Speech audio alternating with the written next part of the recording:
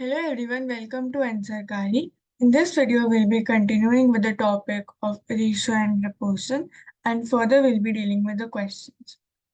So the first question for today says, A got twice as many marks in English as in science, and his total marks in English, science and maths are 180. If the ratio of his marks in English and maths is 2:3, what is his marks in science? So, English, ratio, maths. The ratio of the marks of English and maths is equal to 2:3. And another information that is given to us is in the first sentence that A got twice as many marks in English. So if I write English here and I write science here, so A got twice as many marks in English, which means that the marks in English were 2 times the marks that A received in science. So the ratio will be 2:1. And his total marks in English, science and maths are 180. So now we need to compare these marks. So I can just write here S for science, E for English, and then I have maths here. So science will be 1:2. Since this is the ratio I just received from here, English to science. And English and maths is 2:3. So you can write here 2:3. As we can see, the ratio here is the same. So we can directly write that the direct ratio between these three subjects, that is science, English, and maths, it is equal to 1:2:3. And when we sum them, we have 6 units. And now these 6 units is equal to 180 marks as it is given to us in this particular statement. So 1 unit will be equal to 180 divided by 6, which will be equal to 30 marks. And now they're asking what is his marks in science. So science was 1 unit and 1 unit is equal to 30. So we need not multiply this 30 by any unit. It will just remain the same. And so the answer for this particular question will be 30 marks. Pretty simple question. Just this A got twice as many marks as English as in science. We just have to convert this into the ratio form. Rest all was the same. Now moving on to the next question. This question says a certain amount of money is divided among X, Y, and Z. If X receives 25% more than Y and Y receives 25% less than X, then X ratio Y ratio Z is equal to. So again, they're asking us directly the ratio between X, Y, and Z. Here, since we know that both the things are being compared, like X and Z are being compared with Y. So we can take Y to be 1. Just for the simple calculation, we can take Y to be 1.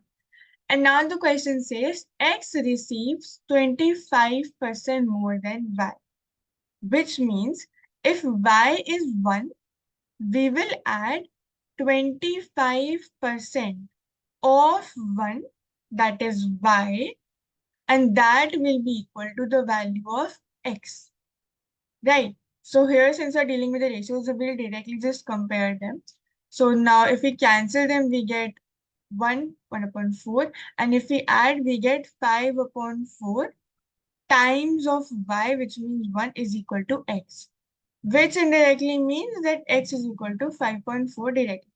So we can write that X is equal to 5/4.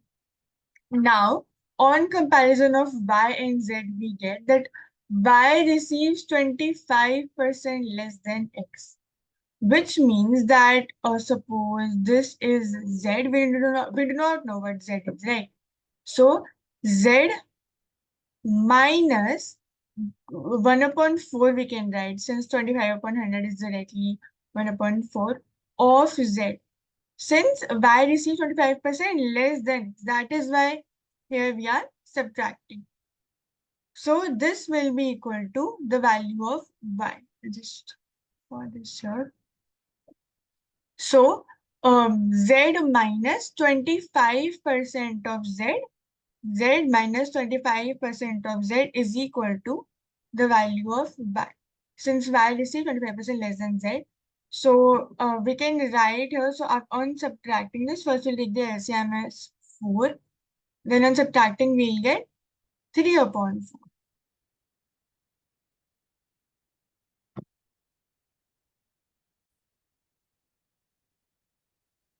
So 3 upon 4 z will be equal to y.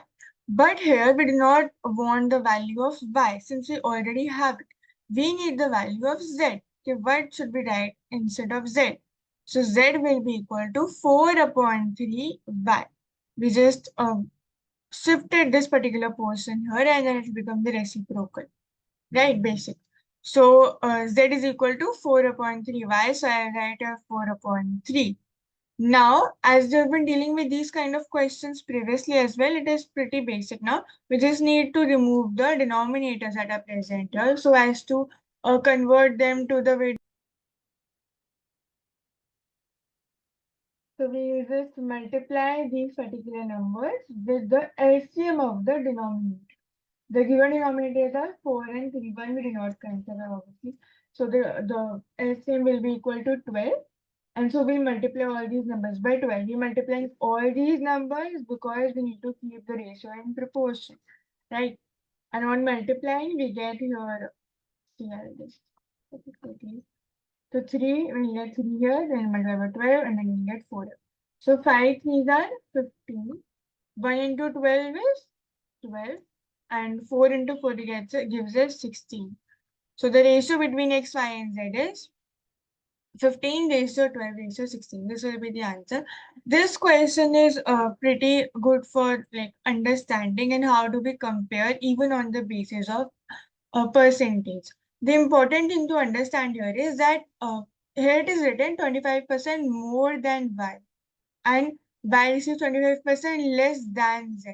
So here we need to have these operations like we are subtracting, we are adding 25%, here we are subtracting 25%. So we need to do these operations. The question also could have been directly K x is 25% of y and maybe z is 25% of x. Anything. The question could be in any particular way. So it just depends on the questions and we just need to focus on the words so as to not get confused. Then the question might get a bit simpler to understand. Okay, so this was in relation with the percentage. Otherwise, they directly give us the keywords like twice, thrice, or they directly give us the numbers of the ratio. So that's all for today. Thank you.